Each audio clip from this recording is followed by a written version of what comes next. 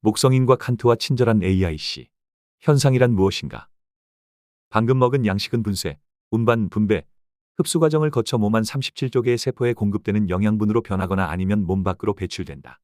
인체 안에 서식하는 세균과 바이러스의 수요가 인간 세포보다 더 많다고 하니 한 사람의 몸은 얼마나 크길래 저 많은 존재가 있는 것일까? 그런데 이 작은 우주 안에는 훨씬 작고 방대한 형형 모순의 우주가 무려 무수히 많고 그 우주에서는 모든 것이 양자역학의 지배를 받는다. 그래서 저 음식이라는 형태 있는 것을 원자 단위까지 추적하다 보면 그것들은 미지의 심연에 빠져 영 알 수 없는 상태에 이른다. 그렇다면 형태 없는 것은 어떨까? 눈이며 귀며 코가 부지런히 활동한 덕분에 수많은 데이터가 머릿속으로 들어왔다. 이 형태 없는 데이터는 형태 있는 세포 안으로 들어가 머릿속 어딘가에 머무는데 우리는 그것을 속속들이 알 수 없기 때문에 그저 데이터라 부를 뿐이다. 그리고 철학자들은 그 데이터를 일컬어 인간의 감수성이 받아들인 표상이라 불렀다. 표상은 머릿속 심연 속에 빠져 그 행방을 알지 못한다. 대부분의 표상은 심연 중에 심연 속에 빠져 불러낼 수 없지만 어떤 표상들은 불러내서 붙들어 둘 수 있다. 이제 우리는 그 데이터를 콕 집어 생각의 대상으로 삼는다. 그 생각의 대상이 된 표상을 일컬어 칸트의 후손들은 현상이라는 이름을 붙였다. 데이터는 형태가 없는 것이므로 현상은 세포나 원자처럼 기관이 아니라 모종의 기능에 불과하다. 그것은 그저 생각의 대상으로 기능하는 표상이다. 나는 목성에 갔다. 그곳에 사는 사람들은 모든 것이 연결되어 있다고 말하면서도 실제로 이것과 저것을 연결하지는 못한다.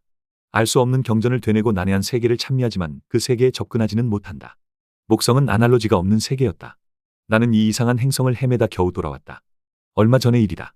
흔히 사람들이 양자라 칭하는 작은 알갱이, 이 세계의 모든 것을 구성하는 저 작은 흐름은 묘연하다. 양자는 한 개이다. 그러나 이 한 개의 입자는 두 개의 문을 열고 동시에 들어갈 수 있는 것처럼 행동한다. 물리학자들은 유령처럼 거동하는 이런 양자를 인간이 정확히는 알 수 없노라고 이구동성으로 보고한다. 표상도 마찬가지다. 머릿속에 있는 것들은 뿌옇고 아득하며 여기에도 있고 저기에도 있다. 우리는 이 머릿속 유령을 정확히는 알 수 없다. 양자역학에서는 관찰자의 등장이 특이점으로 작용한다. 관찰자가 등장해서는 저 보이지도 않는 알갱이를 보려고 하는 순간 양자는 묘연함을 버리고 정체를 드러낸다. 이제는 두 개의 문을 동시에 열지 않는다. 그러므로 관찰자에게 보이는 양자의 모습은 존재의 일부에 지나지 않는다. 많은 과학자가 이런 현상을 가리켜 붕괴라는 단어를 쓴다. 어떤 과학자들은 양자의 흐름이 붕괴된 게 아니라 다른 우주로 흘러갔다고 해석한다. 이들 견해의 참 거짓은 천국과 지옥이 있느냐의 문제처럼 오리무중이지만 신기하게도 관찰자가 사라지면 이 작은 알갱이는 관찰자의 부재를 귀신같이 알아챈다는 것이고 그래서 다시 유령으로 회귀한다. 형태 없는 것은 어떨까? 표상은 감각을 통해 머릿속으로 들어온 혹은 머릿속 심연에서 꺼내온 온갖 것이다. 우리는 우리의 머릿속에서 관찰자처럼 행동할 수도 있다. 그러면 표상이 아득함 속에서 정체를 드러낸다. 이것이 바로 현상이었다.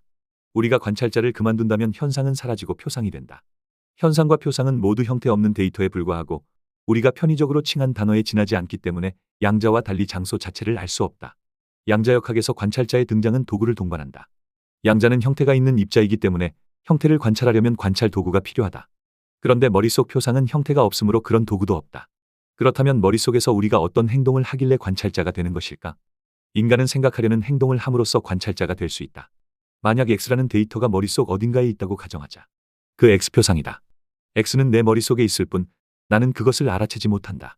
나는 이제 그 X를 생각하려고 한다. 그러면 그 X가 달라진다. 얼굴 없이 유령처럼 머릿속 세계를 유랑하는 데이터가 아니라 얼굴을 보이는 데이터가 된다. 칸트는 이런 차이를 표현하고 싶었다. 그래서 표상이기는 해도 다른 표상과 구별되는 표상으로서 현상이라는 이름이 생겨난 것이다. 그러므로 이제 그 X는 현상이라 칭해진다. 요컨대 현상은 생각의 대상이 된 데이터다. 철학자들은 생각의 참된 대상을 머리 바깥에서 찾지 않았다. 정밀하게 생각하는 그들의 논리는 이러했다. 인간의 머리 안쪽과 머리 바깥은 너무 멀다.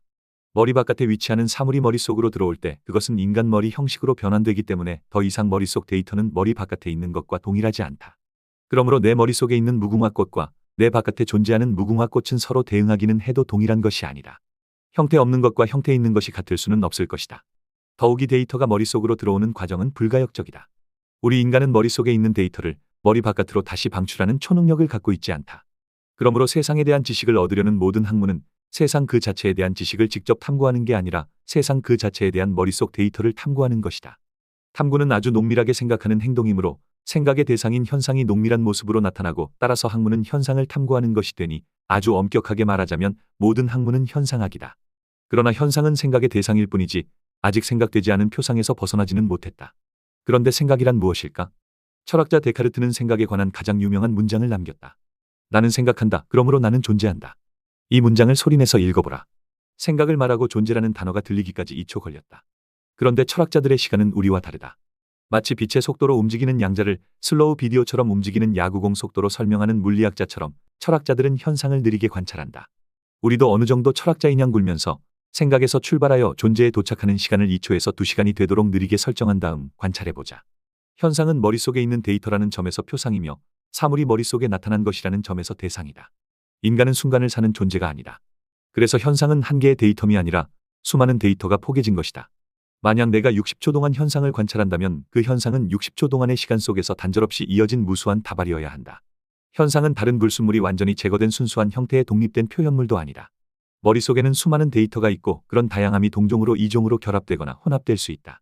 그런데 인간의 감수성에는 데이터를 선별하고 모아주며 다시 재배치하는 기능이 없다. 감수성은 내 바깥에서 아니면 내 안에서 데이터를 가져오는 역할만 하기 때문에 칸트는 이런 감수성이 편집 능력을 갖지 못한다고 생각했다. 그러면 머릿속 무엇이 데이터를 편집하는 역할을 할 것인가? 그런 역할을 하는 머릿속 요소를 일컬어 철학자들은 지성이라 일컫는다. 이 지성이 생각을 담당한다. 그러나 칸트는 지성의 영역과 감수성의 영역은 서로 분리되어 있다고 생각했다. 감수성의 영역은 데이터가 머무는 영역이다. 의미의 영역이 아니라 수용의 영역이다. 생각의 영역이 아니라 감지의 영역이다.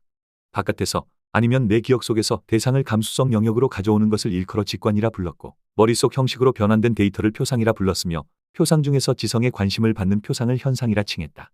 직관, 표상, 현상은 모두 감수성 영역에 있는 것이며 그러므로 감각적인 것이다. 하지만 아직 생각된 것은 아니며 그저 데이터에 불과하다. 지성이 개입함으로써 비로소 데이터는 정보가 된다. 지성은 어떻게 개입하는 것일까? 감수성은 편집 능력이 없어서 무수히 포개져 있는 머릿속 표상은 무질서하고 혼란스럽다.